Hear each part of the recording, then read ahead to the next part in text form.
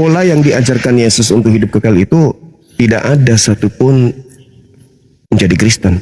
Kalau Anda lihat nih di Bible, semua yang tinta merah Anda susun dari A sampai Z perkataan Yesus, tidak ada satupun yang bisa menghantarkan manusia menjadi Kristen untuk menjadi selamat. Jadi orang menjadi Kristen untuk selamat itu harus ikut Paulus, bukan ikut Yesus. Beda. Bagian juga di dalam Alkitab juga tidak disebutkan bahwasanya siapa yang menjadi Kristen akan selamat masuk surga, Bang. Tidak, Bang. Ya, terus Yesus mengatakan apa? Syarat untuk masuk surga apa? Menurut Yesus. Yesus bahkan menjelaskan secara tidak gamblang melalui perumpamaan kambing dan domba. Ya, betul. Dia tidak bilang itu Kristen dan itu golongan Katolik Kristen atau golongan sebelah atau siapapun, tapi dia bilang kambing dan domba. Kenapa menggunakan diksi kambing dan domba? Karena siapapun yang melakukan kehendak dia disebut domba. Itu orang-orang yang melakukan dia mau entah dia di luar agama Kristen ya. Ada nggak kehendak Yesus agar percaya kepada Paulus? Tidak ada. Tidak ada. Secara mulut Yesus berkata kamu harus percaya kepada Paulus, tidak ada, Bang. Tapi perintah untuk jangan percaya kepada Paulus ada. Tidak ada, Bang. Sebut ada. Paulus itu. Ya, tapi kalau kata Yesus, kalau ada orang mengaku bertemu dengan Kristus di gurun, jangan kamu percaya. Itu sudah perintah. Iya, itu perintah. Paulus, iya, karena Abang bilang tadi bahwasanya bahasa asli itu dari bahasa Yunaninya ya, nggak menyebutkan nama Yesus. Saya juga nggak punya cukup data atau nggak ada prepare juga persiapan untuk ngebuka kitab sabda ya untuk bahasa aslinya untuk melihat. Bisa Abang tunjukkan, Bang? Nanti setelah ini Anda buka aja. Nanti Anda buka aja setelah ini. Yang pasti Yesusnya melarang murid-muridnya ikut Paulus. Itu kesimpulannya. Di Matius 24 nomor 23 kata Yesus nih. Jadi apabila ada orang berkata ada Mesias di sini, ada Mesias di sana, jangan kamu percaya. Nah, setelah Paulus datang ke muridnya, mengaku bertemu dengan Yesus di padang gurun, perintah Yesus apa? Percaya atau jangan percaya? Kan jelas itu. Jangan kamu percaya. Karena Bang Juma juga belum mau menunjukkan teks asli dari bahasa Yunani itu yang Abang bilang nggak ada menyebut nama Yesus. Jadi saya nggak mau masuk ke dalam itu, Bang, untuk membahas itu karena belum ada. Bukan, itu bukan kisah para rasul yang kumaksud. Itu Matius 24 nomor 23. Ketika Yesus ditanya, apa tanda kedatanganmu? Kata Yesus, tanda kedatanganku bla bla bla bla. Jadi kalau ada orang mengaku bertemu dengan aku tetapi tidak ada tanda itu, jangan kamu percaya. Kan perintahnya jangan percaya. Konteksnya pada akhir zaman kan, banyak orang mengaku. Abang bisa pintar. Ya, konteksnya akhir zaman. Berarti, Oke, sekarang pertanyaan saya, kalau Yesus yang asli datang pada abad pertama, akhir zamannya kapan? Lihat dari buahnya, Bang. Orang yang mengaku dirinya Mesias itu bisa kita lihat dari buahnya kata Yesus. Iya, apa buahnya? Memanggil aku Tuhan, bernubuat pakai nama aku, bermujizat pakai nama aku, mengusir setan pakai nama aku. Itu ada di mana? Di Hindu, di Buddha, di Islam. Enggak, maksud saya buah-buahnya itu di mana? Di Kristen. Berarti kalau ada di Kristen, sorry, kalau ada di Kristen buah itu, apanya yang harus ditebang? Iya, gini, Bang, kan banyak. Batangnya, siapa batangnya? Ya Paulus. Orang-orang mengklaim dirinya bahwasanya dia orang, bahkan dia bisa nyebut dia nabi sekalipun atau dia menyebut dia sebagai Yesus sekalipun.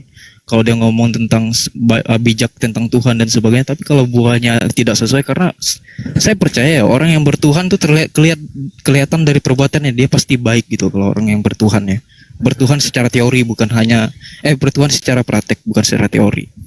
Sekarang buah dari nabi palsu itu apa? Memanggil Yesus Tuhan, bernubuat. Dari perbuatan kita nggak bisa tolak ukur dari mulutnya. Yesus yang mengatakan itu, kok Anda yang merubah? Yang mana yang jadi hebat ini, Anda atau Yesus? Yesus berbicara perbuatan, Bang. Betul, perbuatan. Memanggil Yesus Tuhan, bermujizat pakai nama Yesus, Anda pikir itu mimpi? Itu perbuatan. Iya, dia menyebut nama Yesus secara lisan, tapi yang Yesus cerca apa? Abang baca ayatnya sepenuhnya. Saya baca itu. Para pembuat kejahatan, karena kamu tidak melakukan kehendakku. Kehendak Bapak, bukan kehendakku. Jangan Anda pelintir. kehendak Bapa. Ya, kehendak Kehendak Bapa. Bapa kan. Kehendak Bapa itu tertulis di Perjanjian Lama atau di Perjanjian Baru? Perjanjian baru. Salah. Siapa nabi yang menerima kehendak Bapa di Perjanjian Baru? Nabi mana? Seperti saya bilang, hukum Taurat untuk Bani Israel, Bang, bukan untuk perjanjian baru. Berarti Tuhan tidak pernah berfirman kepada Perjanjian Baru. Karena firman sudah menjadi manusia dari Yesus. Nah, firman menjadi manusia. Ini kesalahan fatal yang dilakukan oleh orang Kristen. Firman menjadi manusia. Alam semesta ini, apa yang jadi alam semesta? Bukan firman. Ya pada awalnya kan pada mulanya firman itu. Nah iya, berarti pada mulanya adalah firman yang bersama-sama dengan Tuhan. Firman itu kemudian menjadi alam semesta. Coba Anda baca Matius 4 nomor 4. Manusia, kata Yesus, manusia hidup bukan hanya dari roti saja, tapi dari setiap firman yang keluar dari berarti kita ini juga pada mulanya adalah firman yang keluar dari mulut Tuhan. Kemudian dijelaskan secara gamblang oleh Paulus di Roma. Nah, Paulus lagi. Jangan dulu ke Paulus kan, karena perintah Paulusnya jangan kau percaya. Kita nggak bisa sepegal ayat itu melekat. Sekarang begini, saudara. Sekarang begini. Ketika Anda mencampur adukan ajaran Yesus dengan ajaran orang yang justru dilarang diikuti, maka Anda akan menjadi Kristen sejati. Ya itu kan spekulasi Abang. Makanya saya bilang bukan spekulasi saya. Sekarang begini, kawan. Di mana ayat itu tidak menunjukkan nama Yesus sebagai Theos. Sekarang begini. Anda bukan ke situ. Coba Anda lihat di dalam Matius 24. Masa seorang Kristiani tidak paham Bibelnya sendiri? Kan lucu. Matius 24 nomor 23. Nasihat Yesus nih kepada Bani Israel muridnya. Anda kan bukan Bani Israel. Apa kata Yesus? Jadi apabila ada orang berkata bertemu dengan Mesias di gurun, bertemu dengan Mesias di dalam bilik, perintahnya apa? Jangan kamu percaya. Sekarang Anda menyajikan ajaran orang yang mengaku bertemu dengan Yesus, ya pasti ditolak lah. Iya, benang merahnya kan Abang mengatakan bahwasanya percaya dalam ayat itu bukan Yesus yang disebut namanya, tapi merujuk kepada Paulus. Makanya saya bilang, Abang tunjukkan bahasa aslinya di mana saya tunjukkan. Yesus tidak disebutkan. Karena kalau gitu gimana saya bisa percaya dengan statement Abang gitu kan? Ya Yesus aja kamu tidak percaya, apalagi saya. Kalau Abang tunjukkan ayat itu dengan bahasa Yunaninya, tidak ada kata Yesus di situ, mungkin saya bisa sepakat dengan Abang gitu loh. Jangan sepakat dulu, belajar dulu. Harus belajar. Itu, Abang tunjukkan biar saya belajar juga. Ini Kisah Para Rasul 22 ya. Di sini ada kata Mesias. Tunggu saya besarkan dulu ya, Dek. Tunggu ya. Lebih besar lagi biar supaya enak dilihat. Nah, kamu kecil jadinya kan. Tapi gimana ya? Tunggu. Agak blur, Bang. Ya, oke. Saya tunjukkan. Demi dirimu aku tunjukkan.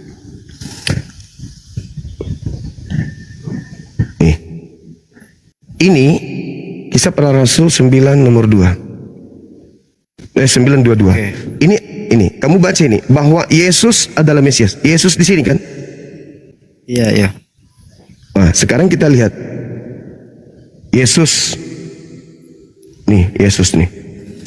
Yesus adalah Mesias. Kita klik kata Yesus ini. Bismillah. Apa? Yesus enggak? Autos. Yesus enggak itu? 3778 kita kembalikan. Nih 3778 Yesus 3778. Jadi artinya gini.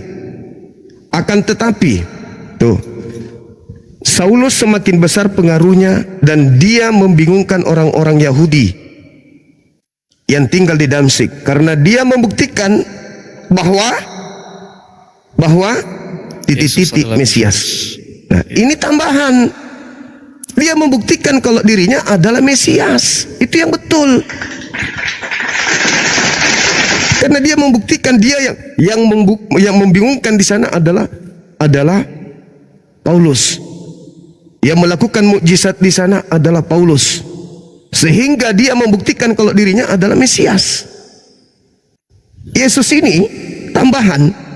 Tuh. Ini 3778 kita klik. Strike. muncul Hautos 378. Apa artinya? Inilah, ini, atau inilah, inilah atau inilah. Nah, coba kita buktikan. Karena ia membuktikan bahwa inilah Mesias. Inilah siapa? Dirinya. Begitu saudara. Makanya Yesusnya mengatakan, waspadalah kepada Mesias palsu.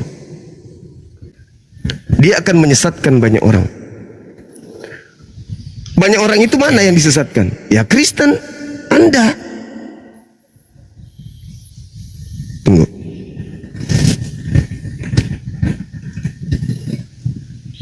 Saya belajar bang, saya bukan sarjana teologi. Tapi saya tidak punya misi untuk cari titel atau mencari duit. Saya betul-betul mengutui Bible saya itu ada kurang lebih 30 Bible saya. Lebih malah. Ada 40-an yang saya pelajari. Buat yang komen, bukan saya menolak kebenaran. Tidak, saya justru harus kritis untuk bertanya. Karena kalau cuma sekedar percaya tanpa pengetahuan itu sama saja goblok. Makanya saya bertanya sama Bang Makan. Saya juga pengen belajar. Saya naik di sini juga belajar Bang.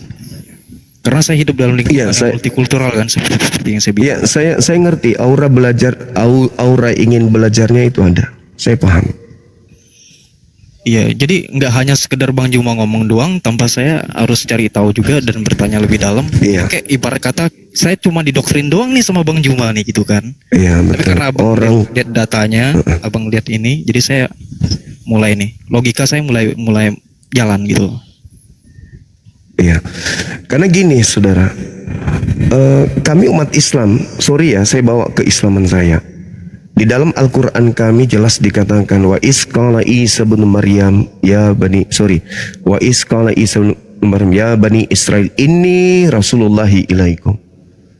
Aku ini sesungguhnya adalah rasul yang diutus hanya untuk Bani Israel. Dan itu ternyata di Matius 15:24 juga begitu adanya. Aku diutus hanya kepada domba yang sesat dari umat Israel. Itu ucapan Yesus. Sehingga ketika Yesus mengajar, murid-muridnya itu Bani Israel tok, nggak ada yang lain. Sehingga murid gimana? Maaf motong ya, kan saya sedang menjalani hubungan sama yang beda agama, dia dari Islam gitu kan. Jadi saya juga perjalanan untuk mencari tahu, bukan sekedar karena saya mau masuk Islam, karena dia gitu kan. Pada dasarnya pada awal saya SMA juga saya udah kritis tentang kristologi dalam Yesus itu sendiri. Ada banyak hal yang bikin saya kurang rampung dalam pikiran saya. Tapi saya tidak punya cukup fasilitas untuk menemukan itu, belajar itu. Dari tante saya, dia kan guru ngaji ya, cuman penjelasannya kurang memuaskan gitu kan. Hingga pada akhirnya seiring waktu saya selalu pacarannya sama yang beda keyakinan bang gitu kan. Memang rencana kami tuh mau ke hubungan yang serius, cuman kan orang tuanya udah kasih peringatan juga, kalau kamu serius segala macam mau login, kamu harus belajar Islam dulu gitu loh, segala macam. Makanya saya datang bukan bermaksud mau konter abang tuh karena mau ngetes atau apa, enggak, tapi benar-benar mau belajar juga bang ya, kayak gitu. Iya. Oke. Ya, jadi kalau di Islam itu legowo menerima Yesus itu. Kami punya Yesus di Islam, Isa Al-Masih itu manusia suci. Manusia suci terkemuka di dunia, di akhirat, tidak dihinakan. Dan satu kemenangan bagi kami umat Islam, ketika Nabi Isa itu dimanapun berada dia selalu dimuliakan. Al-Quran surah Maryam ayat 22, 23 dan seterusnya. Nabi yang datang di tengah Bani Israel lahir tanpa ayah itu adalah manusia suci yang senantiasa diberkati oleh Allah dimanapun berada. Dan saya sebagai apologet nih, dai apologet. Artinya saya mengatakan diri saya sebagai dai apologet karena saya berkecimpung di dunia diskusi lintas agama. Apologet itu artinya pembela Islam. Nah, saya kaji Bible. Rupa-rupanya Yesus itu berpesan dalam Yohanes 16 nomor 13-14, apabila roh kebenaran itu datang, maka dia akan memuliakan aku. Ini saya tidak temukan di Kristen, maaf nih. Tidak ada tanda-tanda di Kristen itu memuliakan Yesus. Tetapi Kristen justru membuat hal yang lebih daripada memuliakan. Apa itu? Jatuhnya kepada penghinaan. Contoh. Prabowo itu presiden kita.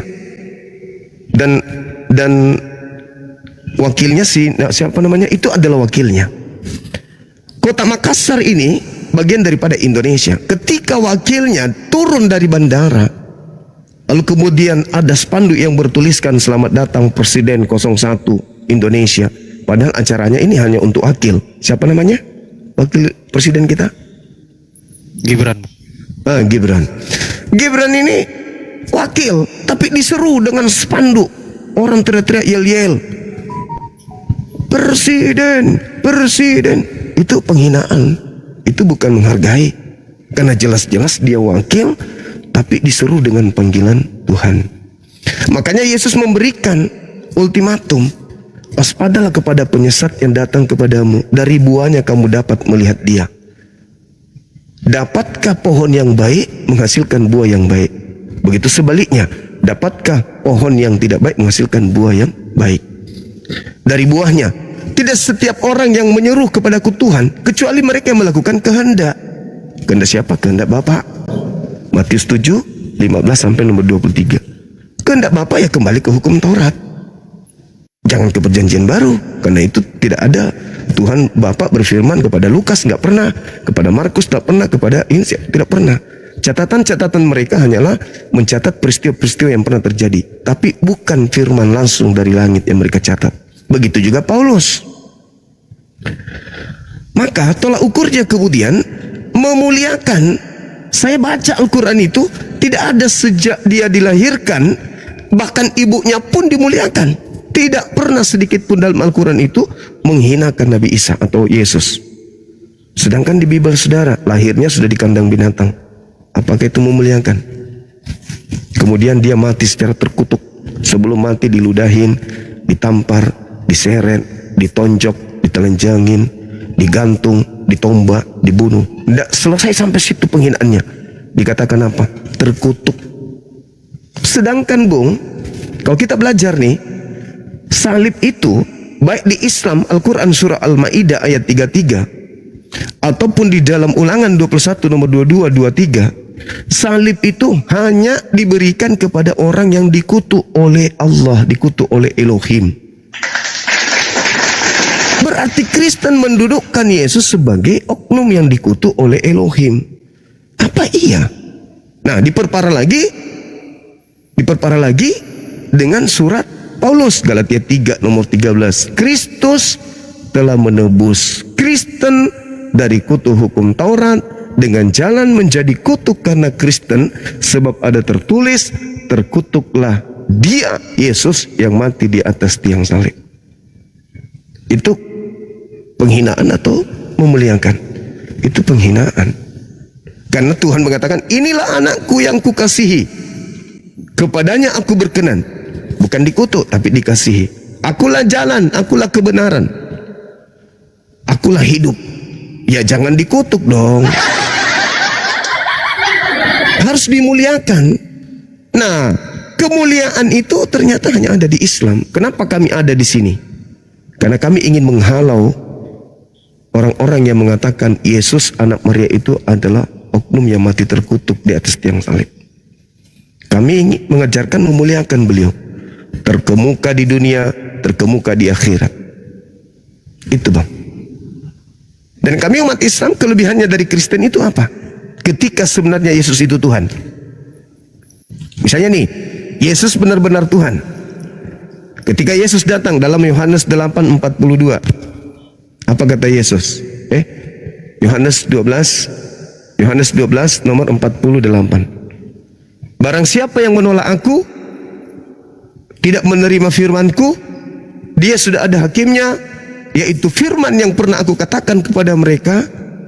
Firman itulah, perkataan itulah kelak yang akan menjadi hakimnya di akhir zaman. Nah, jadi polanya adalah ucapan-ucapan Yesus yang akan menjadi hakim. Islam, Anda dan saya dihakimi oleh Yesus. Misalnya nih, Yesus benar-benar adalah Tuhan. Kami dihadapkan dengan Yesus. Bang Suma, kenapa Anda tidak menuhankan saya? Yang membela saya di sana siapa? Bapak Tuhannya Yesus. Apa kata Tuhannya Yesus, Bapaknya Yesus? Yesus, dia tidak menyembahmu, tetapi dia menyembah aku, Bapakmu. Udah, kamu diam aja. Karena menurut Yesus harus sesuai dengan ucapan Yesus ketika dia ngajar. Hidup kekal itu, Yohanes 17:3, mereka mengenal engkau satu-satunya Tuhan yang benar, engkau. Ya, kami mengenal yang mengutus Yesus itu satu-satunya Tuhan yang benar, nggak ada yang lain. Kami mendudukkan itu, sehingga yang membela kami adalah Bapaknya Yesus. Kamu kenapa tidak nyembah aku?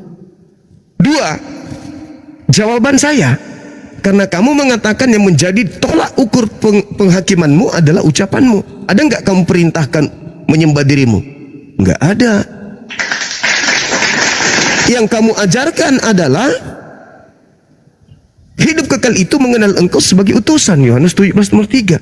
Bahkan kesaksianmu di dalam Yohanes 5:36, ada kesaksianku yang lebih penting dari kesaksian Yohanes Pembaptis, bahwa semua pekerjaan yang aku lakukan, pekerjaan itulah yang bersaksi tentang aku bahwa Bapa yang telah mengutus aku.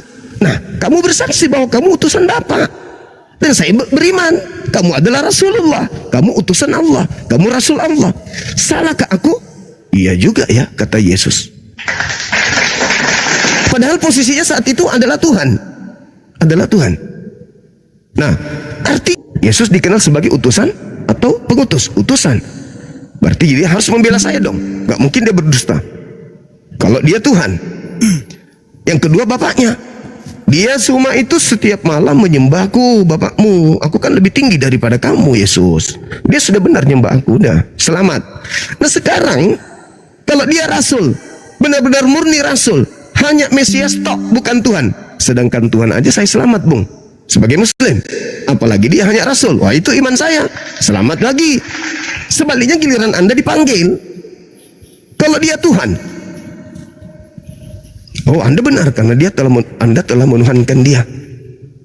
Tapi permasalahannya Anda terpenjara dengan kalimat Yohanes 12:4-2-48 tadi. Penghakimannya sesuai dengan sempat menjadi suatu keresahan saya, Bang, kayak mikir secara logika emang sulit diterima ya, karena pada dasarnya konsep Tritunggal juga tidak ada dalam Alkitab kan. Ya. Tapi bagaimana bisa bapak-bapak gereja pada saat itu mengkanonkan suatu Alkitab dan mengkukuhkan suatu teologi yang tentang keselamatan, termasuk tentang kristologi tadi itu ya, tentang kepribadian Yesus bersama dua pribadi, Bapa sama Roh Kudus, hingga menjadi satu Tuhan dalam satu kesatuan, tiga pribadi dalam satu ketuhan. Kayak pada saat itu kayak logika saya agak sulit menerima karena Tritunggal juga secara alkitabiah nggak ada gitu kan. Cuma karena saya kurang ilmu untuk ngebantah statement dari dosen saya pada saat itu. Waktu itu saya pernah jujur, Bang, saya ambil jurusan teologi ya, sampai semester 3 saja. Karena secara pribadi saya sudah ngeberontak nggak mau jadi pendeta kan. Cuma saya dipaksa sama ibu saya gitu. Padahal bapak saya ngebebasin saya untuk memeluk agama apa saja gitu. Tapi kalau ibu saya agak otoriter, lebih mendominan di keluarga. Jadi karena saya kurang cukup ilmu ngebantah itu, tapi logika saya tetap menyangkali kayak, tapi kan nggak ada konsep Tritunggal di kitab. Itu kan cuma suatu analogi yang dipaksakan, atau bisa dikatakan cocokologi lah bahasa kasarnya. Kok jadi karena sekarang juga saya baru main TikTok, Bung, baru tahu Bang Juma, saya nggak tahu yang lain. Karena Bang Juma ini cukup viral kan, sering muncul di algoritma TikTok.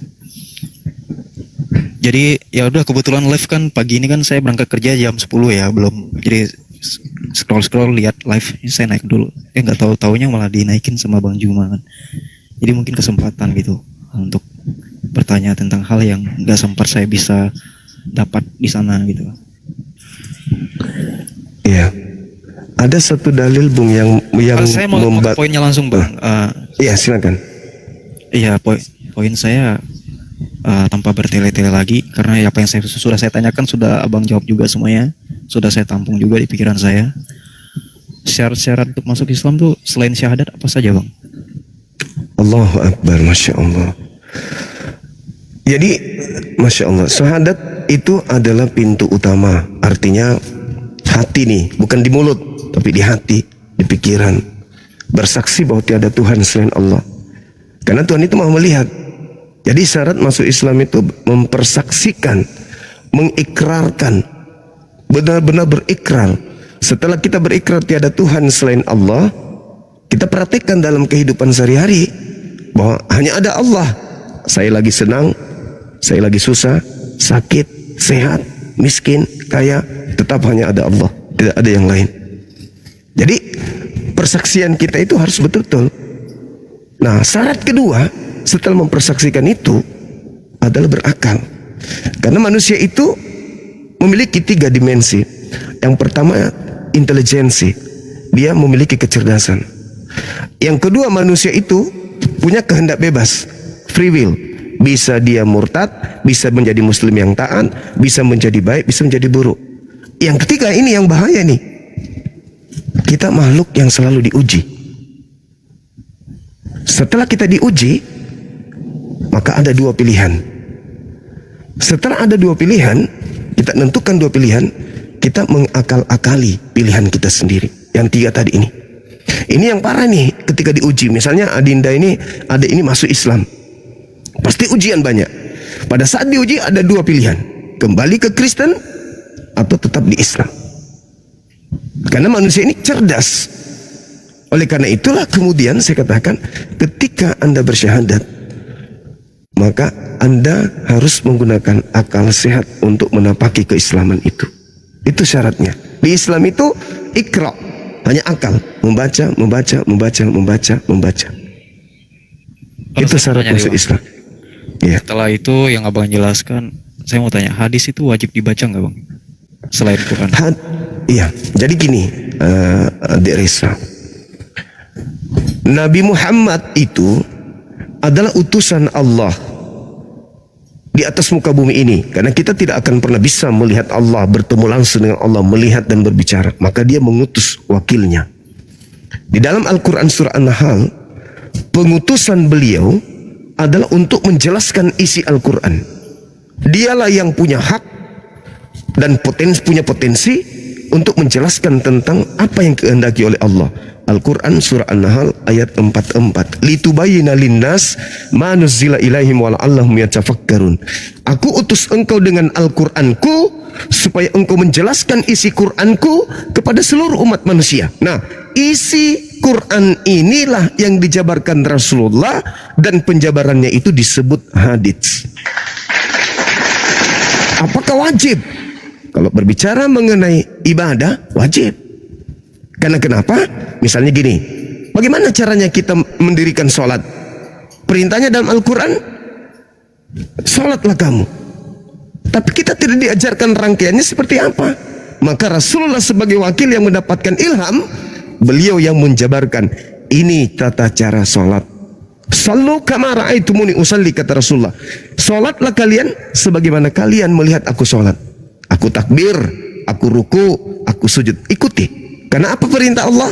Al-Quran surah Ali Imran ayat 31.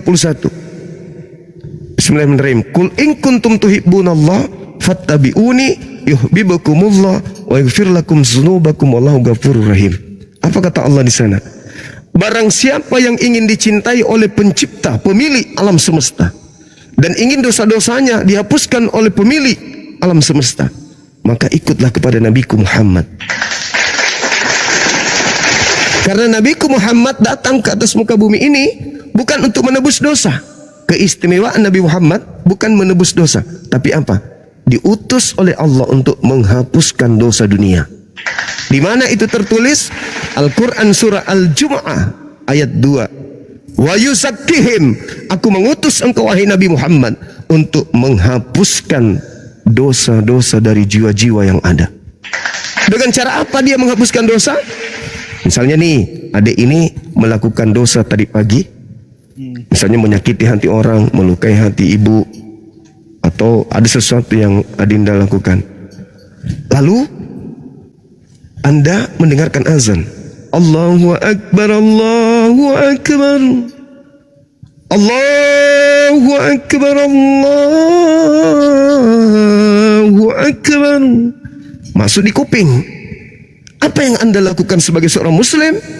Datang ke tempat ibadah, mencuci tangan. Ya Allah, hilangkan semua dosa-dosa yang dilakukan oleh tanganku. Membasuh muka, ya Allah, hilangkan semua dosa yang didengarkan kupingku, dilihat mataku, yang masuk ke mulutku, yang kuhirup. Tangannya yang dilakukan tanganku, kakinya yang melangkahkan kakiku ke tempat masjid. Hapuskan dosa-dosaku ya Rabb. Habis itu Anda salat. Allahu Akbar. Duhai Dikau yang maha besar, lihat nih hambamu nih datang kepadamu sujud, memohon kepadamu, ampuni dosa-dosaku. Dosa terhapus. Pada saat zuhur, dosa Anda dari sholat subuh sampai zuhur terhapus. Zuhur sampai asar, asar terhapus lagi. Itu yang dimaksud Nabi Muhammad datang menghapuskan dosa. Wa yuzakkihim. Gitu saudara. Oke Bang Juma, Siap. terima kasih buat penjelasannya yang suatu kerendahan hati Abang mau menjelaskan untuk saya yang notabene kita tidak saling kenal dan awam. Karena berhubung waktu saya tidak banyak ya Bang, mau berangkat kerja, apa yang Abang saranin, apa yang Abang jelaskan akan saya tampung dan akan saya mantapkan lebih lagi, bukan sekedar keputusan secara emosional ya, melainkan hati ya. Ya, Masya Allah. Dan karena pertimbangan ini tentu banyak konsekuensi yang akan saya hadapi, termasuk orang tua saya. Ya. Kedua, lingkungan kerjaan saya kan mayoritas juga Kristen ya. Ya. Terus dalam lingkungan tidak hanya di situ saja, tapi dalam lingkungan sosial saya juga kebanyakan mayoritas Kristen gitu kan. Ya. Mungkin saya akan coba cari masjid terdekat yang 3 kiloan lah dari jarak rumah saya. Setelah saya pulang nanti mungkin sempat mampir. Nggak apa-apa kan Bang, misalnya kan kalau kita datang gitu, soalnya saya sungkanan orangnya ya, ketemu sama Nggak apa-apa deh, nggak apa-apa. Ustadznya. Silakan aja. Saya Iya. benar-benar nggak ngerti rukun Islam, sholat dan praktek-prakteknya segala macam gitu. Jadi benar-benar dari nol banget dibimbing. Iya. Sebelumnya memang pacar saya sudah rekomendasikan, coba lihat Bang Juma di TikTok, karena saya belum kepikiran juga Bang, belum ada apa namanya. Ini benar-benar tanpa direncana sih, hanya scroll tiba-tiba lihat Bang Juma live. Oh ini Bang Juma yang dikasih tahu itu. Abang live kapan lagi Bang? Kalau malam jam berapa Bang? Saya biasanya jam 8, jam 9 deh waktu Makassar. Oh waktu Makassar, Wita ya? Iya, iya Wita. Iya timur ya. Oke, berarti tempat saya jam 7 kalau jam 8. Oh iya, siap.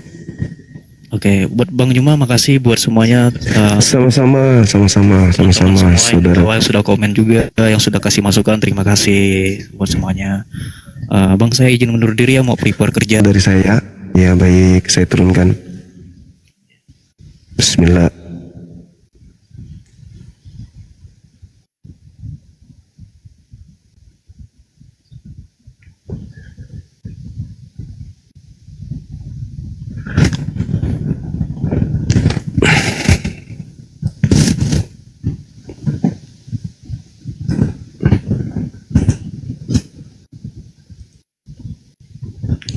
Halo,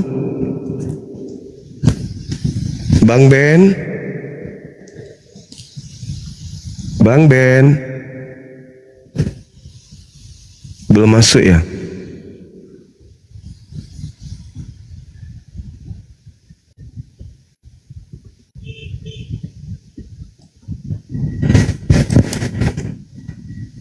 Bentar ya teman-teman. Ini Bang Ben dari malam. Dia punya ini.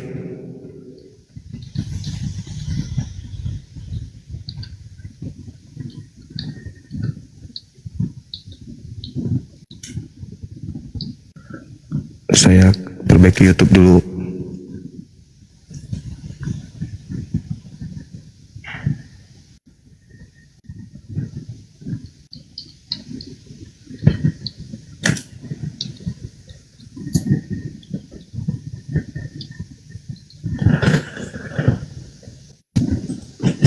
Oke, teman-teman, silakan yang mau naik lagi membahas tentang tema kita. Tadi Saudara Reza membuktikan bagaimana menjadi seorang Kristen yang baik. Kristen yang baik adalah Kristen yang menggunakan akal di dalam mendalami materi Bible. Bukan hanya sekedar percaya saja, meyakini saja. Halo saudara Ando. Ya, salam. Ya, salam. Senang ya bang bisa bertemu. Ya, Ya. Katolik ya? Enggak, Kristen Protestan bang. Protestan. Ya. Gimana saudara? Masuk ke rumah bang ini ya kan, karena berkali-kali lihat postingan, lihat live, sangat berapi-api, sangat penuh semangat ya. Semoga sehat selalu ya bang. Ya, karena cinta. Iya bang. Karena cinta kepada kalian. Iya, sesama makhluk harus saling memperhatikan. Iya, betul. Masya Allah. Iya bang. Usia berapa saudara Ando? Aku usianya 23. Anak saya berarti. Oh, abang udah punya anak? Anak saya udah 20 tahun yang pertama. Oh, syukurlah puji Tuhan ya. Nah ya, puji Tuhan. Abang sehari-hari aktivitasnya ngapain aja? Ya gini, penginjilan. Oh, abang berarti konten kreator. Boleh dibilang gitu. Oh, baguslah. Ya, tadi aku dengarkan, aku udah berapa kali tuh mendengarkan tentang tema ini ya kan, begitu menarik untuk didiskusikan di antara kita. Betul. Ya, aku mau sebenarnya bertanya atau apa nggak terlalu suka sih. Aku lebih baik dipertanyakan daripada bertanya. Lebih baik ditanya gitu. Ya, kalau bisa kayak tadi seru sih itu yang apa Bang bicarakan sama room sebelah kan. Nah, itu enak kayaknya didiskusikan kembali. Ya. Boleh nggak buka kameranya? Biar Gelap biar bisa itu, kita Bang. Ya, biar kita saling jadi begini, kenal. Bang. Aku mau ada beberapa bantahan ataupun wajar lah ya Bang kita berselisih paham. Oh iya betul. Ya, wajar betul. ya Kita kan? beda akidah, beda keyakinan, Iya. beda Tuhan, wajar itu. Jadi Silakan. tadi aku sebenarnya apa yang abang sampaikan dan abang jawab kepada teman tadi itu sudah benar. Nah, tetapi ada yang kurang. Dalam arti benar dalam penyampaiannya, tetapi maksudnya berbeda. Dalam arti begini. Oke. Ya. Tadi aku membahas Kristus ya, Kristus. Coba abang di dalam Lukas 2 ayat 11 kan di situ dikatakan malaikat, hari ini telah lahir bagimu juru selamat Yesus Kristus, Tuhan di kota Daud. Nah, berarti Kristus yang hadir itu adalah Tuhan yang dinyatakan oleh malaikat. Seperti itu ya kan? Baru kita buka dalam Wahyu 22 ayat 16. Di sana Yesus mengatakan, "Akulah keturunan Daud yang yang menjadi bintang gemerlang, yang membawa kemenangan, yang Mesias yang dinubuatkan." Nah, berarti Yesus yang hadir sebagai Mesias dan juga dipertegaskan dalam Yohanes 4 ayat 21 sampai 26. Di sana ada perempuan yang mengatakan Mesias akan datang. Di ayat 26 dikatakan, "Akulah Mesias itu." Yang merujuk kepada Yesus. Baru tadi tentang pemahaman bagaimana menjadi Kristen yang baik. Di dalam Filipi 2 ayat 12 dikatakan, "Kerjakanlah keselamatanmu." Keselamatan itu memang benar di dalam Yesus, tetapi beriman saja, percaya kepada Yesus saja tidak cukup.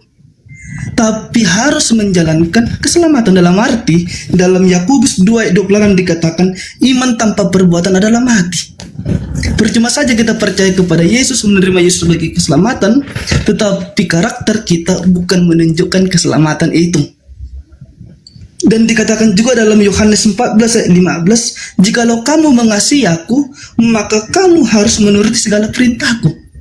Nah, jadi kalau kita percaya kepada Yesus harus ada tindakan. Jadi yang mau saya katakan seperti ini ya Bang, eh, Yesus itu dalam iman kepercayaan kami dan telah dicatatkan dalam Bible kami, dia adalah Tuhan. Dia adalah juru selamat dan dia adalah Mesias. Makanya kalau abang baca tentang kehadiran Yesus dalam teologi Kristen, Yesus itu bisa dicatat dalam historis. Itulah dia dibilang anak Yusuf, tukang kayu yang dari Nazaret. Dalam Matius kan ada silsilahnya, keturunan Daud. Dan dalam Yohanes dikatakan Yesus itu berasal dari sorga. Dan semalam kami kan merayakan hari kenaikan Yesus Kristus ke sorga. Dan pada Yohanes 14 ayat pasal 14 itu dikatakan, aku akan pergi kepada Bapa di surga untuk menyediakan tempat bagimu, agar di mana aku berada, kamu pun berada. Dan aku akan memberikan Roh Kudus yang akan menyertai kamu, agar kamu hidup sesuai dengan perintahku. Makanya kalau kita baca pasal 14 itu, ataupun kitab Yohanes keseluruhan, di situ banyak menceritakan bahwasanya Yesus itu adalah makhluk surgawi. Makanya dalam Yohanes 1 ayat 1 kan di sana dikata firman telah menjadi manusia.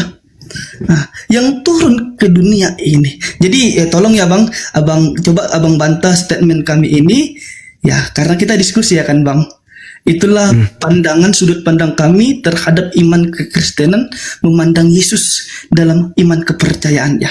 Terima kasih. Ya, baik. Saya ngambil yang ini aja ya, yang apa? Yang saya ingat ya, karena Anda kan panjang nih saudara. Yang pertama di dalam Lukas 2 nomor 11, hidup kekal pada hari ini telah lahir bagimu juru selamat Kristus, Tuhan di kota Daud. Ya. Sebelum saya jauh, saya ingin tahu Kristus itu apa Bang? Kristus itu orang yang diurapi. Bagus. Jadi Lukas 2 nomor 11, pada hari ini telah lahir bagimu juru selamat, orang yang diurapi Tuhan di kota Daud. Diskusi. Nah. Jadi yang lahir ini orang yang diurapi kan? Ya. Diurapi oleh siapa? Oleh Tuhan di surga. Oke, berarti yang lahir ini adalah manusia yang diurapi oleh Tuhan. Sekarang ada berapa Tuhan? 1. Oke, sebenarnya gini ya Bang. Aku mau tegaskan di dalam cara kita dalam memandang kepercayaan orang lain, kita harus bisa tanamkan dalam pribadi kita. Apapun yang menjadi keyakinan orang lain harus kita hormati, karena dia mempunyai data untuk mengungkapkannya. Dalam arti demikian, kami mengatakan Allah itu Tritunggal karena di Alkitab kami itu terdapat ada Bapa sebagai pencipta, Yesus Kristus sebagai juru selamat, Roh Kudus sebagai penghibur. Di dalam pekerjaan ini ketiga-tiganya berperan dan aktif. Makanya kami menganut monoteisme yang unik. Mungkin dalam pemahaman orang Abang monoteisme itu satu Tuhan, kepercayaan kepada satu Tuhan. Tetapi kami itu menganut tentang monoteisme yang unik, yang mungkin dalam pemahaman kita di luar nalar. Memang Allah itu adalah Allah yang misterius, yang tidak bisa dipahami oleh manusia. Kalau Abang bisa mencerna tentang pemahaman Tuhan itu, berarti Allah yang kita sembah adalah Allah yang palsu. Nah, itu perlu kita ingat Bang. Jadi ketika kita gali mencari datanya, kenapa Allah tiga, kenapa Roh Kudus ada, Bapa ada Yesus Kristus. Nah, berarti di situ kita mulai sesat. Seperti itu Bang. Baik, saudara. Ini apa menurut saudara ini? Bendo. Nah, kalau saya mengatakan ini adalah pisang goreng, sikap Anda apa kepada saya? Membiarkan saya atau Anda punya niatan untuk meluruskan pemahaman saya yang keliru ini? Dari sudut pandang ini pisang goreng. Dengar ya Bang, dari sudut pandang apa saja pun Abang sudah sangat jauh mengatakan itu pisang goreng. Karena apa? Dari dasarnya saja itu bukan terbuat dari pisang. Anda saya kembalikan ucapan saudara. Jadi nggak cocok saya kembalikan perumpamaan yang Abang tegaskan itu. Iya, oke. Saya kembalikan kepada saudara. Saya kembalikan kepada saudara. Anda tidak boleh kemudian menghina dan menggugat kepercayaan saya. Ini adalah kepercayaan yang unik, yang susah untuk diterangkan, dan Anda tidak akan mampu untuk menerangkan itu. Ini adalah hal yang sangat luar biasa. Ini kepercayaan unik. Ini adalah pisang goreng. Ini kepercayaan saya. Anda tidak punya hak untuk mengatur kepercayaan saya. Itulah yang terjadi ketika Lukas 2 nomor 11, yang lahir adalah manusia yang diurapi Tuhan. Anda langsung loncat. Oh tidak, memang di kami itu ada yang unik. Anda harus memasuki kepercayaan kami. Anda harus paham kepercayaan kami. Anda tidak boleh kemudian begini dan begono. Memang, tapi saya bukan orang gila yang harus percaya ini adalah pisang goreng. Anda juga bukan orang gila yang harus percaya ini pisang goreng. Anda harus menggunakan akal untuk menelaah ini. Begitu juga yang Anda jelaskan. Saya harus menggunakan akal untuk menelaah. Sekarang gini. Sekarang tunggu. Sabar ya. Sabar, tahan. Yang dilahirkan manusia itu Tuhan pencipta langit dan bumi atau bukan? Kenapa? Yang dilahirkan Maria itu pencipta langit dan bumi atau bukan? Iya. Berarti Anda sama mengatakan ini pisang goreng. Apa coba? Abang bikin perumpamaan tidak nyambung, oke? Abang mengatakan ini pisang goreng. Ini saja, Bung. Ini saja, Bung. Saudaraku. Ini saja nih, Bando. Saya katakan pisang goreng, Anda mengatakan tidak masuk akal. Bagaimana mungkin seorang bayi Anda katakan itu Tuhan? Ini aja kita katakan pisang goreng, Anda nggak terima. Bayi. Anda katakan Tuhan pencipta langit dan bumi. Gimana ini? Ini Coba dikatakan pisang goreng, Anda tidak terima. Yohanes pasal 1. Tunggu. Enggak, baca Abang Yohanes pasal 1. Kita baca Saya data. ngerti. Jangan kita berandai-andai. Kalau kita berandai-andai, Bukan kita bisa sampai kemana berandai-andai. saja. Coba, Bukan ayo. berandai-andai. Sekarang di Abang dalam kita berandai-andai Yohanes, dan memaksa pemahaman Abang masuk ya. Kita pakai Bukan. data, kita bahas kitab Bukan. suci harus memakai data. ketika saya mengatakan ini pisang goreng, saya memaksa Anda karena menurut Anda ini adalah bando. Ketika saya melihat bayi Yesus yang minum cucu, Anda mengatakan dia adalah pencipta. Akal sehat mana yang bisa terima itu? Ini saya katakan pisang goreng, Anda masuk akal. Bayi minum cucu, Anda katakan masuk akal. Lantas Anda mengatakan apa? Tidak bisa ditelaah oleh akal. Lalu buat apa akal ini? Sementara Yesus mengatakan, kasihilah Tuhanmu dengan akal. Bukan dengan iman, tapi dengan akal. Gimana ceritanya? Ini bando. Saya katakan ini pisang. Anda tidak terima. Bayi minum cucu. Anda katakan itu Tuhan. Hanya orang gila yang bisa percaya itu. Oke, aku bisa jawab, Bang. Silakan. Lukas 2 ayat 11, siapa yang mengatakan Yesus itu Tuhan? Di situ tidak dikatakan Tuhan, Bung. Anda sendiri yang Tuhan mengatakan. juru selamat, Kristus Tuhan juru selamat dunia. Enggak, aku katakan siapa Saya yang ulang. mengatakan itu? Enggak, jawablah dulu. Siapa Saya yang ulang mengatakan lagi. itu? Dengar. Malaikat. Nah, malaikat, kan enggak manusia kan? Ya, anggaplah udah. malaikat. Padahal itu karangan Berarti yang Lukas. Sekarang menyatakan begini. Kristus yang lahir itu adalah Tuhan, adalah malaikat, bukan manusia. Oke, satu Oke. poin. Oke, Baik, satu saya poinnya. bantah dulu. Oke.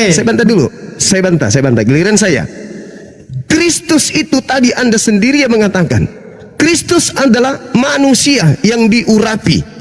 Maka kalau kita aplikasikan definisi Kristus ke dalam terjemahan Lukas 2 nomor 11, apa bunyinya?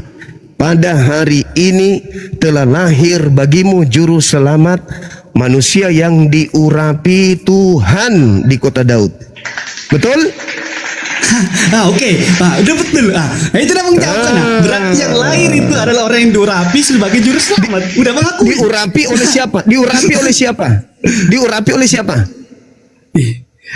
Udah tegas ayatnya mengatakan yang lahir itu adalah Tuhan dan juru selamat. Yang dikatakan Tidak ada di situ. manusia di dunia ini. Pada hari ini telah lahir bagimu juru selamat, manusia yang diurapi Tuhan di kota Daud. Betul? Betul. Berarti yang lahir ini adalah manusia yang diurapi oleh Tidak ada manusia di situ. Pokoknya Kristus telah apa, lahir Bang? bagimu Kristus itu apa? Manusia atau Kristus kucing? Tuhan Juru Selamat. Kristus itu kucing atau manusia? Sekarang dengar ya Bang. Memang Yesus itu lahir menjadi manusia ke dunia. Ya, berarti yang Makanya- lahir manusia. Berarti Dengar lahir ya, Bang. manusia. Pada hari ini telah lahir bagimu juru selamat manusia yang diurapi Tuhan di kota Daud. Setuju? Begini Bang konsepnya Bang Juma. Begini. Begini Bang Juma. Begini Jadi, saudara. seperti ini aku. Gimana? Gini Bang, Abang selalu menekankan Ye. argumentasi Abang, selalu membuat statement Abang tanpa Abang mau mendengarkan orang lain. Saya mendengarkan lo, ada sahabatku, saya dengarkan Anda dari tadi. Jadi seperti ini Bang, ya. Silakan. Gini ya, kita berbeda bukan Ya. berarti kita menyimpang. Oke. Oh, menyimpang salah satu Karena- di antara kita menyimpang. Gak mungkin dua-duanya benar. Tidak. Kalau Satu- kita membilangkan sekarang orang lain begini. berbeda itu menyimpang. Sekarang begini, saudara. Itu tidak Yang melahirkan diurapi- toleransi, yang diurapi tidak ada kedamaian. manusia Yang diurapi ini manusia atau bukan? Dengar ya Bang, dengar ya Bang. Nggak bisa. Macet. Enggak, dengarlah aku tadi dari tadi sudah ku itu macet catat internasional. apa yang menjadi statement kita. Oke. Mesias Dari tadi adalah- aku membahas kepada Raisa itu, aku sudah membahas, sudah mencatatnya Bang. Nah ini sekarang Anda kalang kabut. Aku nggak kalang kabut karena aku Yang memahami diurapi ini pandangan siapa? Abang Saudaraku, itu saudara. tanpa Yang pemahaman yang diurapi ini siapa kawan? Kucing atau manusia? Itu dulu. Jangan kemana-mana dulu. Juru selamat yang muncul di rahim Maria ini Tuhan, kucing, sapi, atau apa? Jangan membodohi diri, karena kalau Anda membodohi diri, Al-Quran makin benar. Fi qulubihim marad, fasadahumullahu marad.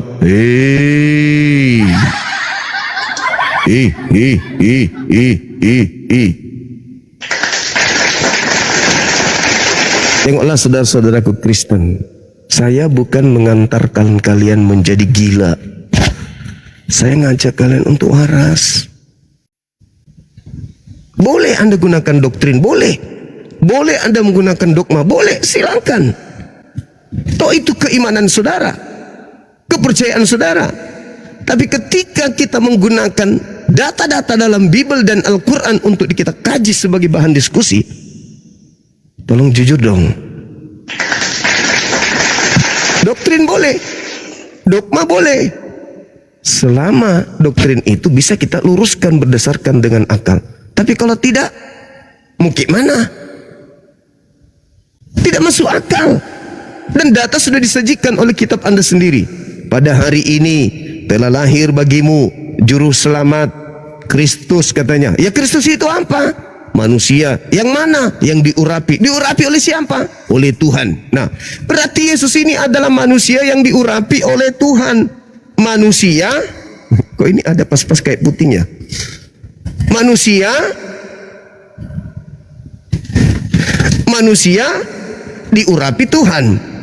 Manusia ini diurapi oleh ini.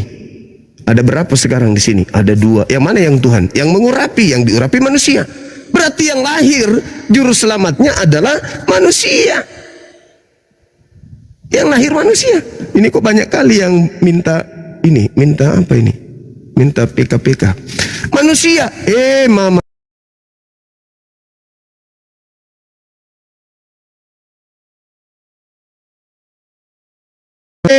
Mama. Bang Juma. Apa? Nehi merica ketum rejahe. Listen, Bang Juma, listen. You follow back. You please follow me, Bobby. Follow me. Oh, you Muslim? Hindu? Alhamdulillah. Alhamdulillah. Masya Muslim. Allah, Masya Allah, Masya Allah. Masya Allah, luar biasa. Alhamdulillah. Brother, you follow back. You follow back. Okay, I follow you. Okay. Agak tu Come bahasa. on. Okay. Purani, sudah. West. Brother, you are all people. Bobby, follow me. You are all people. Purani West. Iya, Purani. Yeah. Purani. Terus di mana? Di India. Let's go. Oh maafin. Dia koinnya cuma 3 ekor. Kita lagi kajian ini. Bisa bahasa Indonesia. Oh, where are you from? Indonesia. Oh, Indonesia. Very good, brother. Ya, nehi merica kutu Indonesia, you berjahe. Muslim? You are Muslim? Yes, Muslim. Muslim Very good, kepemak. brother. Very good. Ganti no. Lama kali. Brother, Babir. Ini sampai 5 kali dia minta permintaan, mengganggu kali. Aku pikir tadi siapa gitu. Karena namanya aneh-aneh aja gitu kan ya. Biarin aja dulu. Habiskan ini dulu baru kita turunkan lagi. Pusing juga sih. Brother, 1,000 people follow me, Babi, and come my live. Oke. Sebentar, Yes. pepayanya masih mengkal. Indonesia is very powerful, is big love. Ya, betul. Indonesia memang tampan-tampan orangnya. Ya, Yang big paling love. tampan adalah Indonesia saya. is big love. Terima kasih Anda menyanjung saya. Masya Allah, luar biasa. One Udah ya? browse, my friend, one browse. Maksudnya apa ini? Mengganggu ini. Peridapan ini. Ini Konoha, ini cocoknya dengan Bang Handi ini. Konoha. Bye, welcome Putri, welcome. Nanas, Saya dipanggil welcome. Putri, Bu. Lama kali waktu berlanjut. La la la la la la. Wih, La la la Mama, la la. Coba baca Quran, mengaji Quran. Okay. Alhamdulillahi Rabbil Alamin. Ar-Rahmanir Rahim. Maliki Yaumiddin. Iyyaka na'budu Wa iyyaka nasta'in. ihdinas siratal mustaqim. Siratal ladzina an'amta 'alaihim Ghairil maghdubi alaihim waladdallin. waladdallin. Amin. Masya Allah. Iya, tapi sudahlah, masih ada 1 menit teman-teman. Amin. Amin. Orang lagi bahas dot tadi ini, Anda masuk. Kirain. Brother, you Yes. are Muslim people, all Muslim. Babi Bhai, follow me. Yes, teman-teman Muslim, tolong di follow dia. Semua umat Islam yang ada di Indonesia, kata beliau, di follow dia ini. Nanti kalau sudah di follow, kalian akan dikirimkan minyak rambut yang terbuat dari getah pohon pisang. Ayo di follow.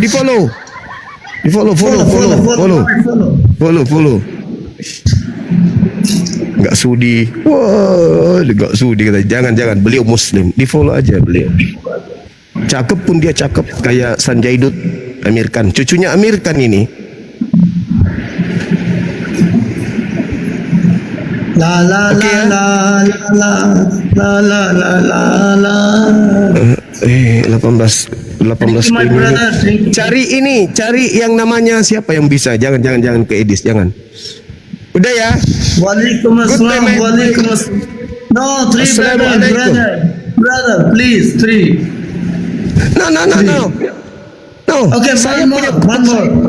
Saya One punya more. pekerjaan. Saya punya pekerjaan, saudaraku. Bagaimana One. caranya diputuskan ini? One. Bagaimana caranya Brother. ini? Teman-teman, ajarin saya. Mampus sudah. Jangan waktu saya mau soal cuman turunkan gimana caranya, Os? Nggak bisa. Saya punya kepentingan. Istri saya mau One. melahirkan One more. Istri saya mau melahirkan. Muslim brother, one more. Iya tahu. Host, turunkan host. Agak cek. Okay, bye. Astagfirullahaladzim. Bini saya mau melahirkan. Ada-ada aja nih. Mampus lo. Mana ceritanya ini diturunkan ini? Indonesia, Iya Indonesia, I love pura nih. Indonesia. Astagfirullahaladzim. Indonesia, I love Indonesia, I love Indonesia, I love Indonesia, I love Indonesia. Karena dia melihat menyaksikan dua orang sudah diskusi dengan Bang Suma, dia seorang tokoh, seorang guru. Wah ini kayaknya bagus ini masuk ini untuk membela yang tadi. Karena sudah kabur yang satu, taunya mau ini mau kayak Edis, cari Pak Bom Bom. Materi saya hilang gimana dong?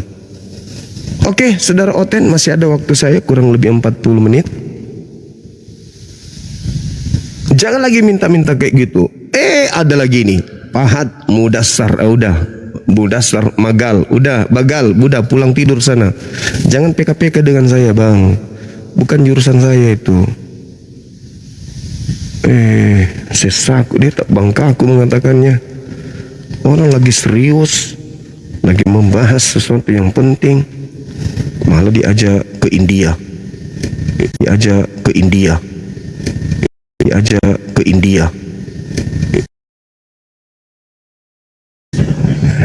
Penjual kecap.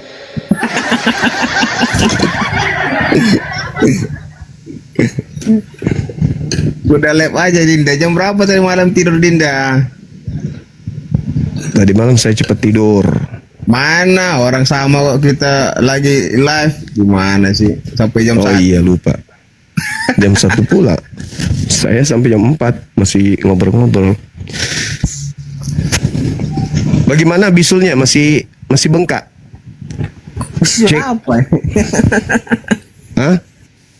Bisulnya Yang tuh masih bengkak. Bukan, Cek. tadi malam kita kan Cek. bahas Yesus disalib kan? Iya kan? Gimana? Masih ingat Iya. kan? Ya masih lah. Bisulmu dulu, bisul. Masih. Di mana ada bisulku? Nggak ada bisul. Loh, katanya Pak Bomong kau kena bisul di anus. Susah duduk. Siapa pula dapat bom-bom itu? Pak Bom itu asistennya Pilatus.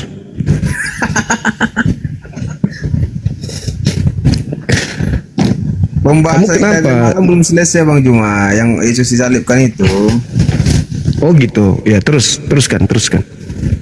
Ya, yang saya tanya kemarin kan, itu yang disalibkan itu siapa? Kata Bang Juma bukan Yesus, jadi siapa? Orang yang dikutuk. Kok bisa bukan Yesus? Iya, Yesus dikutuk tidak? Hati-hati lu ngomong lu. Tidak. Nah, tidak dikutuk Yesus. Terus kenapa dia yang harus disalib? Sedangkan salib itu adalah salib hukuman untuk orang yang dikutuk Tuhan. Coba Saya pikir. bilang untuk menggenapi firman-Nya untuk menebus dosa manusia. Gimana mau menggenapi firman dosa manusia? Di mana dalilnya? Dosa manusia dihapuskan dengan membunuh manusia. Bukankah membunuh manusia itu mendatangkan dosa? Dia bukan dibunuh, dia menyerahkan dirinya untuk menggenapi firman-Nya. Bagaimana ceritanya bukan dibunuh? Oke, Gimana bentar. ceritanya bukan? Kita buka di mana tadi malam, aduh lupa saya.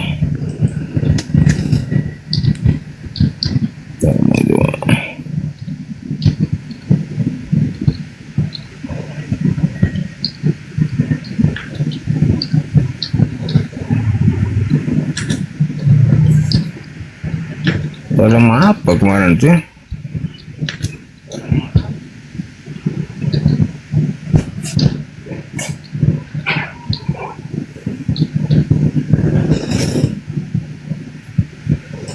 Apa materimu? Teman-teman di YouTube, thank you ya. Di malam tuh.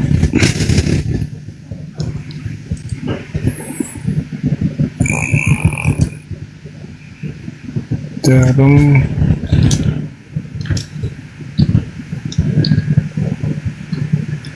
Efesus 2 ayat 15.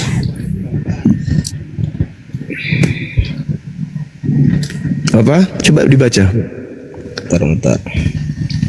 Efesus. Efesus itu suratnya Paulus. Alamak. Ya, Jangan dibahas. melalui perkataan Jangan. Yesus. Justru Yesus yang mengatakan jangan percaya kepada Paulus. Alamak. Di mana dalilnya? Kok bisa pula Yesus tidak percaya Paulus? Yesus berpesan jangan percaya kepada Paulus. Matius 24 nomor 23 sampai 26.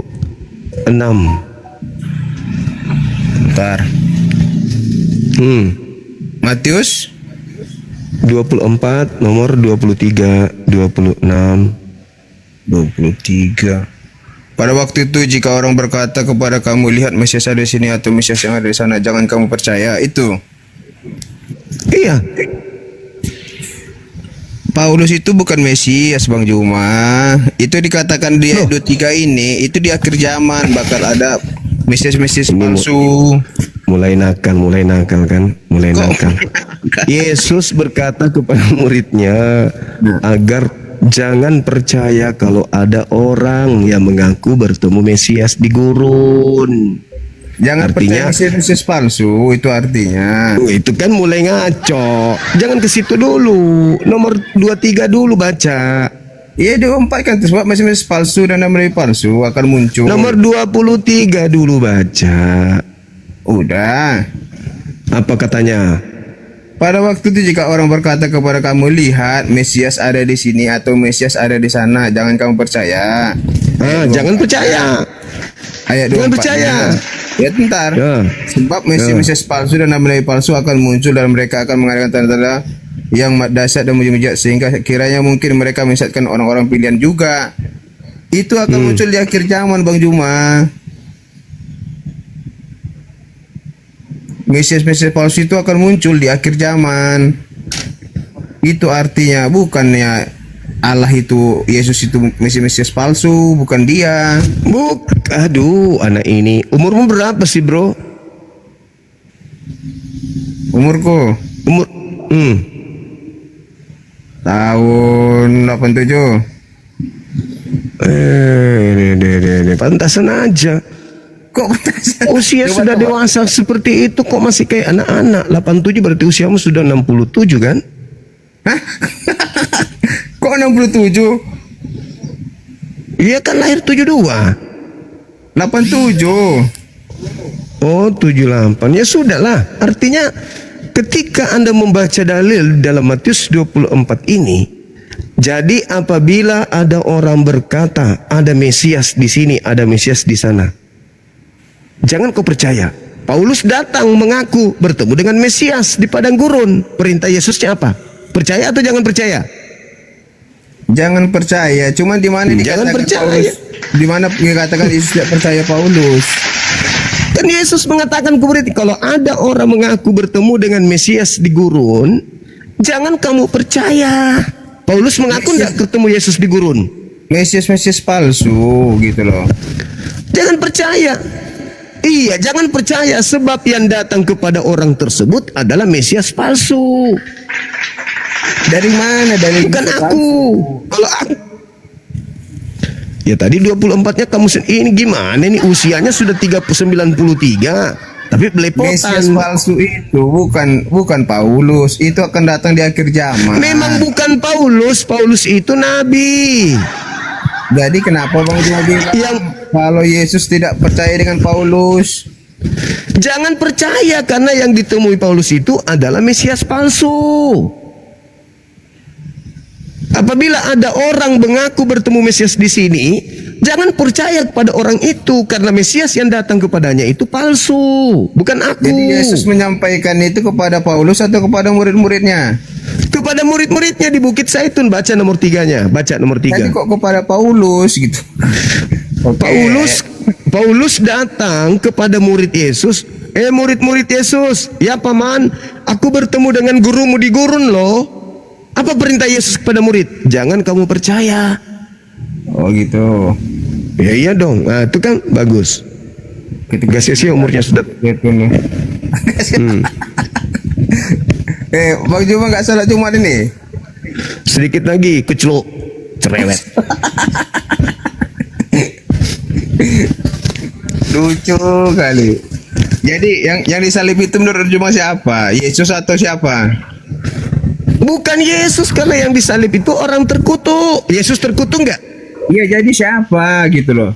Orang yang terkutuk, pemakan suap, yang melakukan dosa yang sepadan dengan hukuman mati siapa? Yesus atau Maksud Yudas? saya, yang disalib digantikan itu siapa menurut ajaran? Sekarang pertanyaan saya, yang berkhianat Yesus atau Yudas? Yudas. Yang makan suap Yesus atau Yudas? Yudas. Yang tidak menjalankan hukum Taurat dengan perbuatan Yudas atau Yesus? Yudas. Yang terkutuk Yesus atau Yudas? Yang terkutuk itu Mau nuduh Yesus, awas kau ya.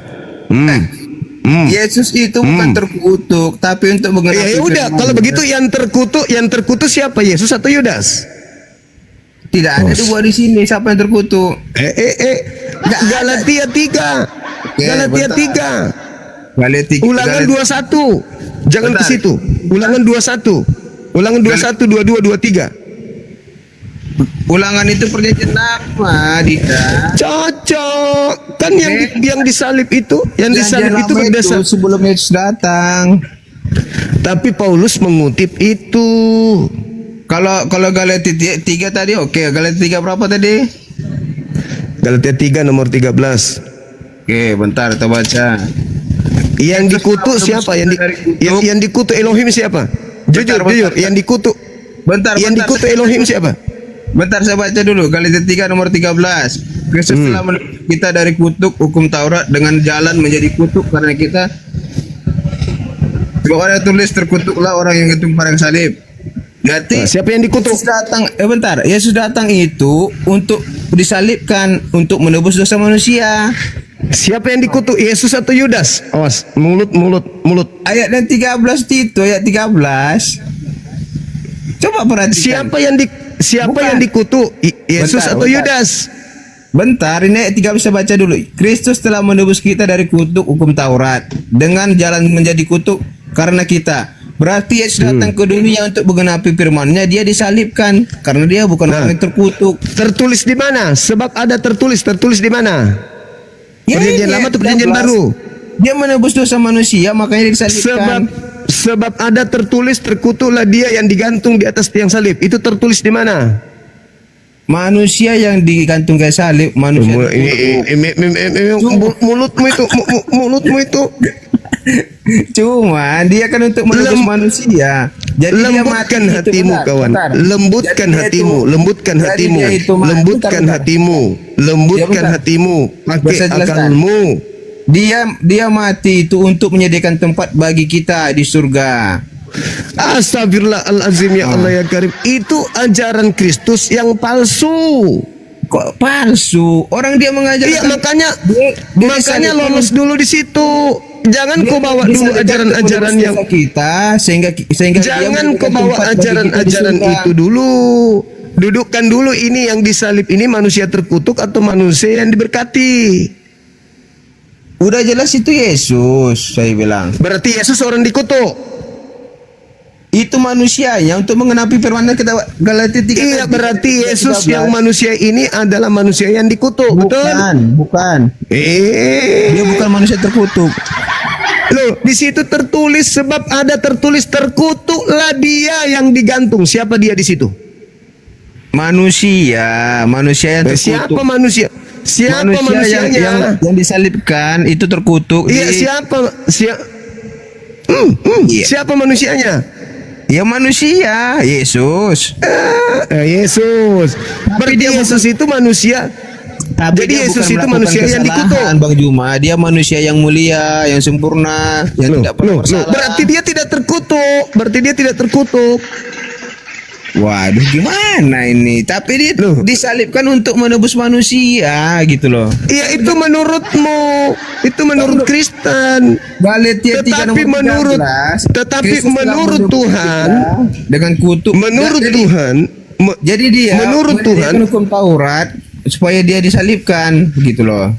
Menurut Tuhan yang dikutuk itu adalah pelaku dosa yang melakukan hukuman yang melakukan dosa yang sepadan dengan hukuman mati. Menurut Tuhan, menurut kamu yang disalib itu adalah orang suci yang untuk nebus dosa. Gimana? Mana yang harus saya percaya? Menurut Galatia 3 nomor 13, dia disalibkan itu kan sesuai dengan Sebab ada pengertian firman-Nya. tertulis. Sebab Iya. ada tertulis. Bentar, saya Terkutuklah. jelaskan. Tertulis di mana? Tertulis di mana? Sebentar. Untuk menggenapi firman-Nya, dia akan mati di kayu salib. Sebelum dia lahir pun sudah dikatakan. Makanya dia bilang, Kristus telah menebus kita dari kutuk dan karena hukum Taurat dengan menjadi kutuk karena kita. Nah, Jadi dengan dosa kita menjadi sudah kutuk. diampuninya. Bentar. Jadi dosa kita sudah diampuninya di kayu salib. Dan dia Nenekmu mati pun kiper. untuk menyediakan tempat bagi kita di surga. Nenekmu kiper, mana ada kayak gitu. Yang dikutuk ini adalah orang yang disalib. Dia digantung dengan jalan terkutuk. Sebab ada tertulis, terkutuklah dia. Dia di sini Oke. Yesus. Berarti, Oke, saya berarti tanya. Yesus terkutuk. Oke, jadi siapa pengganti yang disalibkan gitu loh? Kalau bukan Yesus. Makanya muncul pertanyaan, yang dikutuk Yesus atau Yudas?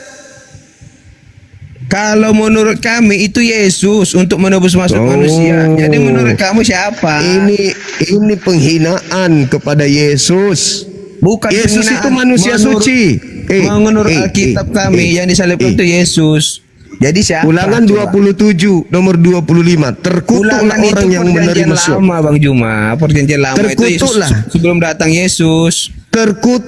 Terkutuklah dia yang makan suap. Siapa itu yang makan suap? Kan tadi udah dibilang Yudas. Nah, Yudas. Berarti yang terkutuk Yesus atau Yudas? Tidak ada dikatakan Yudas disalibkan. Kau barusan menyebut nama Yudas, tidak ada lagi. Betul-betul kau penyesat. Kau minum susu dulu, minum cucu. Tidak ada dikatakan Yudas disalibkan. Yang disalibkan itu Yesus. Yang terkutuk. Ulangan 27:25. Terkutuklah orang yang makan suap. Siapa yang makan suap? Yudas. Kau sebut nama. Betul. Dia ya. kenapa terkutuk? Siapa yang terkutuk? Yudas atau Yesus? Kan Yudas, dibilang Yudas.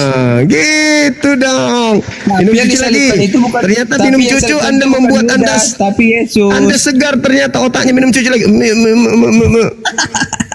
Yang disalibkan itu Yesus bukan Yudas gitu loh. Loh, kenapa orang yang terkutuk Oke. tidak disalib sementara orang yang suci Oke, disalib? kalau Aneh ente memang- ini. Kalau bukan Yesus yang disalibkan, mana dalilnya? Dalil apa? Mengatakan bahwasan Yudas yang disalibkan. Kamu bisa baca internet.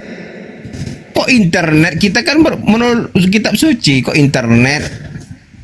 Kan itu dalilnya sudah jelas. Galatia 3 nomor 13. Mana dikatakan si Yudas pengganti Yesus disalibkan? Tidak Yang ada. dikutuk, yang disalib. Bisa aja yang lain bukan Yudas. Tapi yang makan suap Yudas.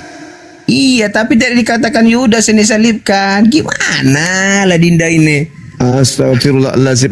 Kan di situ nubuat. Oke, kalau memang betul Yudas pengganti Yesus disalibkan, mana dalilnya? Galatia 3 nomor 13. Tidak ada dikatakan Yudas di situ, tidak ada. Yang terkutuk. ada. Terkutuklah. Sebab ada tertulis, terkutuklah dia yang digantung di atas tiang salib. Siapa yang digantung? Siapa yang terkutuk? Maksud saya tidak ada dikatakan Yudas penggantinya, Dinda. Ya udah, buka mulutmu, buka mulut.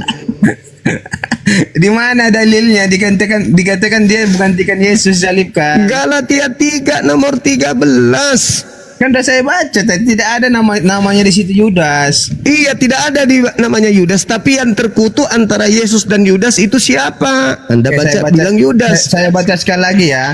Iya. Ayat 3 nomor 13. Kristus telah menebus kita dari kutuk hukum Taurat dengan jalan menjadi kutuk karena kita. Di mana dikatakan situ?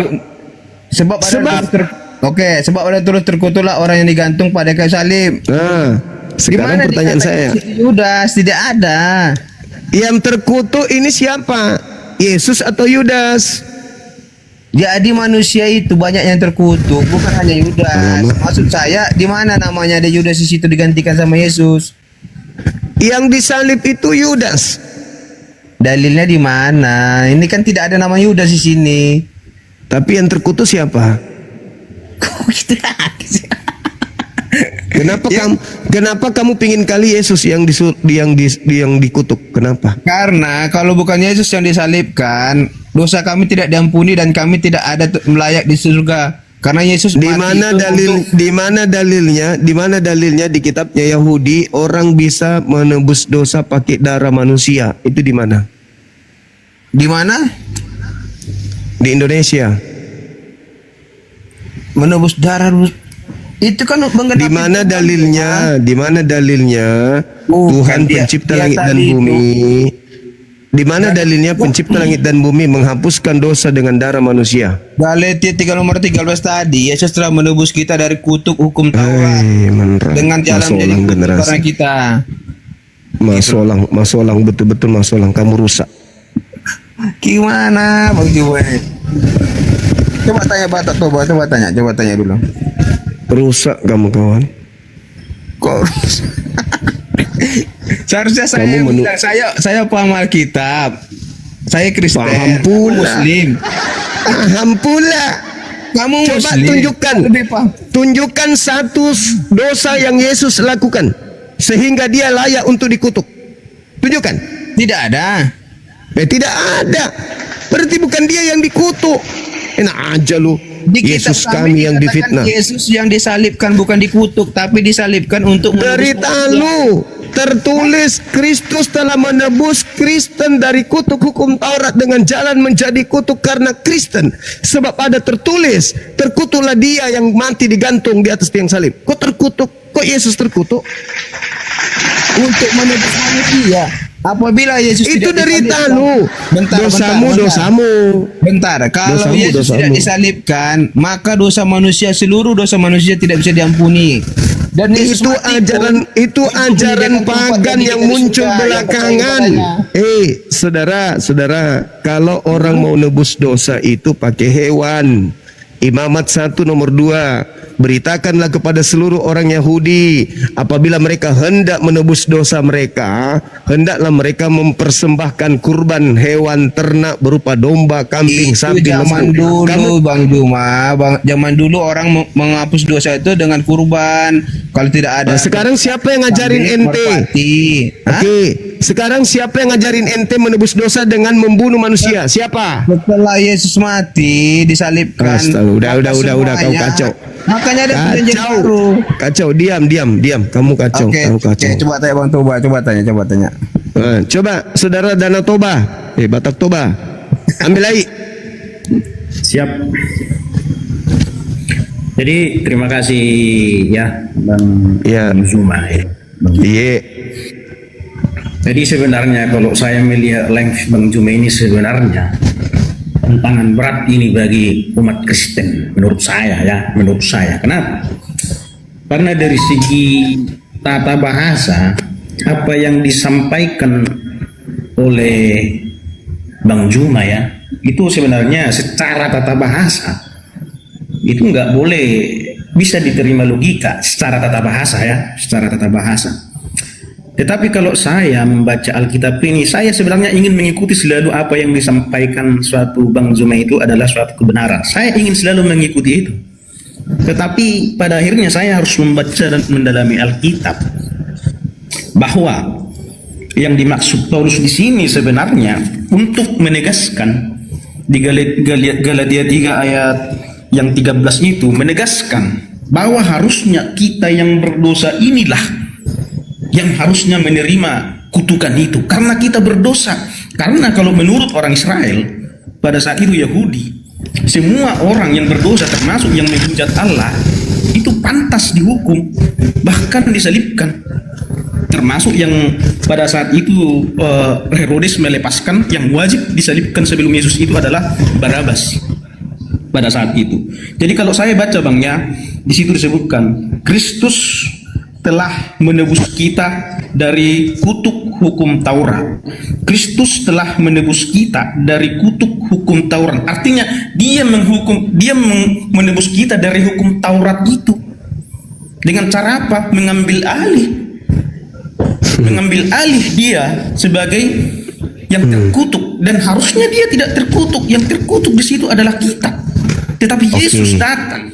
Paulus menegaskan, akulah supaya kalian percaya, akulah yang bisa membebaskan kalian dari kematian dan keterkutukan itu. Maka Yesus disalibkan. Memang benar secara hukum Yahudi, siapa yang disalib dicap sebagai orang yang terkutuk.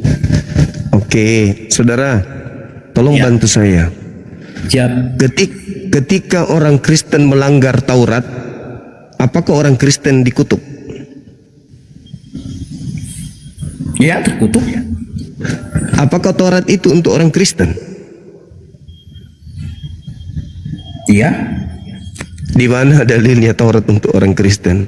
Bang Afida, I love you full. Menurut abang Taurat itu Injil ya? Bukan, beda dong. Nah, ini kesalahan kalian. Taurat itu untuk Bani Israel. Jadi kalau kalian tidak menjalankan Taurat, tidak ada hukuman untuk kalian. Sama seperti aturan yang ada di negara kita ini. Misalnya, mandi 3 hari sekali. Seperti Bang Ben, 3 hari baru mandi sekali. Kalau ada yang tidak mandi selama 3 hari, harus dicebur ke danau. Itu aturan di Indonesia. Berlaku enggak itu untuk orang Malaysia? Ya tidak. Jadi kalau orang Malaysia setahun baru mandi, tidak kena hukum, karena itu hanya hukum orang Indonesia. Hukum Taurat itu hanya untuk orang Israel. Kenapa pula Kristus mati menebus Kristen dari hukum Taurat? Sejak kapan hukum Taurat itu untuk kalian? Tapi kan Yesus sudah mengatakan, Bang. Yesus sudah Sejak mengatakan. kapan? Apa itu? Yesus mengatakan, aku datang untuk menggenapi hukum Taurat. Berarti untuk menggenapi, untuk pemilik Taurat. Nah, setelah Bukan digenapi untuk kan, setelah digenapi kan berarti berlaku untuk semua orang yang percaya sama dia. Kok bisa? Kristus telah menebus kita. Kita di situ siapa? Bani Israel. Bukan kalian. Kalian siapa? Lihat di dalam Ulangan 33 nomor 4. Hukum yang datang kepada Musa itu adalah milik hak kepunyaan Bani Yakub. Mazmur 147. Hukum-hukumku yang datang kepada Yakub dan aturan-aturanku yang kuberikan kepada Israel tidak aku berlakukan kepada bangsa lain. Kenapa ente yang bukan Bani Yakub, bukan Bani Israel, ente yang merasa ditebas? Sibuk sendiri ente. Kenapa bisa demikian, saudara? Karena Paulus ingin mendogma kalian, mendoktrin kalian mengikuti Kristus yang datang kepadanya di padang gurun, yang bukan anak Maria. Kan Yesus mengatakan, apabila ada orang berkata bertemu dengan Kristus di gurun, Kristus bilang, jangan kau percaya, itu bukan saya, itu Kristus palsu. Oke Bang, tapi kan kalau dari segi Paulus, dari segi kitab Paulus, mungkin Abang memastikan bahwa itu adalah suatu seperti kebenaran yang Abang sampaikan. Tapi mengenai penyaliban itu sendiri, di kitab Matius, Yesus mengaku sama muridnya, anak manusia akan mati, disalibkan, kemudian akan bangkit. Dia sendiri ngaku loh. Yudas anak manusia atau bukan? Maksudnya kan anak manusia di situ kan Yesus. Kenapa bisa Anda mengatakan Yesus? Anak manusia Yudas juga. Coba Anda baca di dalam Matius 12 nomor 48 sampai 40. 38 40. Apa kata Yesus? Nah, di situ saya bilang tadi, kalau dari segi bahasa yang Abang ikrarkan, sebenarnya itu dari segi bahasa iya, tapi kalau mengenai saya membaca Alkitab, bukan bahasa seperti itu yang dimasukkan. Contoh di kitab Matius disebutkan, ketika disebut anak manusia memiliki kuasa untuk mengampuni manusia, mengampuni dosa. Nah, ketika ada dikatakan anak manusia mengampuni dosa, yang ada di Matius itu mengatakan, ketika Yesus menyembuhkan orang yang lumpuh, dosamu telah diampuni. Yesus yang mengatakan itu. Berarti ketika anak manusia disebutkan di Alkitab itu mengarah kepada dia sendiri. Menurut saya ya. Bukan, saudara. Di dalam pengakuan yang menyembuhkan orang lumpuh itu dengan mengatakan, bangunlah, dosamu sudah diampuni. Nah, orang Farisi di sana ingin melempari Yesus. Karena menurut orang Farisi, hanya Allah lah yang berhak mengampuni dosa.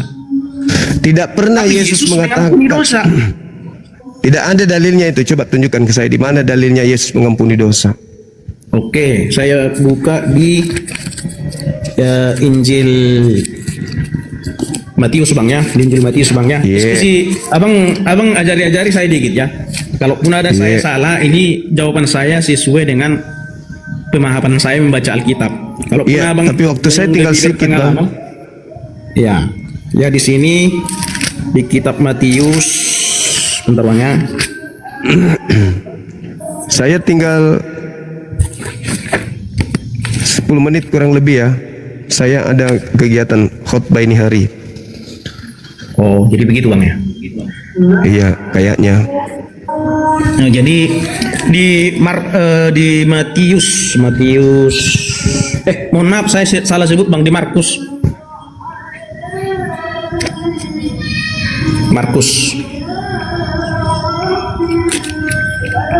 Di Markus 2 ayat 5 bang.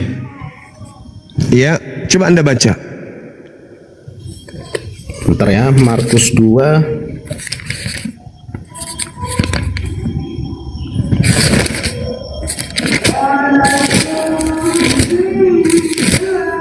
Hati-hati Robe. bentar.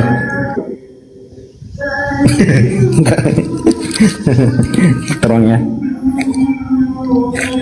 Saya agak grogi berdiskusi sama abang sebenarnya. Nah, Markus 2 ayat 5. Ketika Yesus melihat iman mereka, berkatalah ia kepada orang lumpuh itu, "Hai anakku, dosa-dosamu sudah diampuni." Nah, kemudian dipertegas lagi bang di ayat 10. Dipertegas lagi di ayat 10 bang. Namun supaya kamu tahu bahwa anak manusia berkuasa mengampuni dosa di dunia ini. Nah, itu dari ayat 5 itu dipertegas lagi di ayat 10. Anak manusia berkuasa mengampuni dosa. Iya, di dunia ini. Kenapa dia bisa mengatakan seperti itu? Karena menurut orang Farisi, ya, kalau menurut orang Farisi di ayat 7 disebutkan di situ, Markus 2 ayat 7, mengapa orang ini perkataan orang Farisi, mengapa orang ini berkata begitu? Ia menghujat Allah. Siapa yang dapat mengampuni dosa selain Allah sendiri?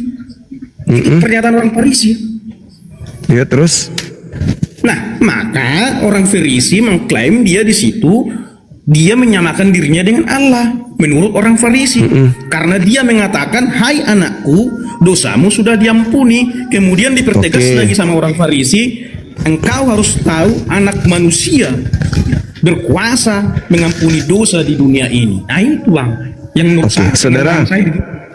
Saudara, ya, siap. mau ndak saya ajarkan satu rahasia, tapi jangan bilang-bilang sama pendeta. Siap. Kita aja berdua yang tahu. Oke. Nah, kamu nggak dianggap. Wah, Bawa dah bang Jumat Tidak. Jumatan. iya. Ini terakhir. Di Markus 2 nomor 5 itu, di situ dikatakan, tetapi supaya kamu tahu bahwa di dunia ini anak manusia berkuasa apa? Dalam bahasa Yunaninya berkuasa apa? Dalam bahasa Yunaninya apa? Epiemi. Oh, salah. Epiemi dalam original teks aslinya di situ. Epiemi itu artinya meninggalkan dosa.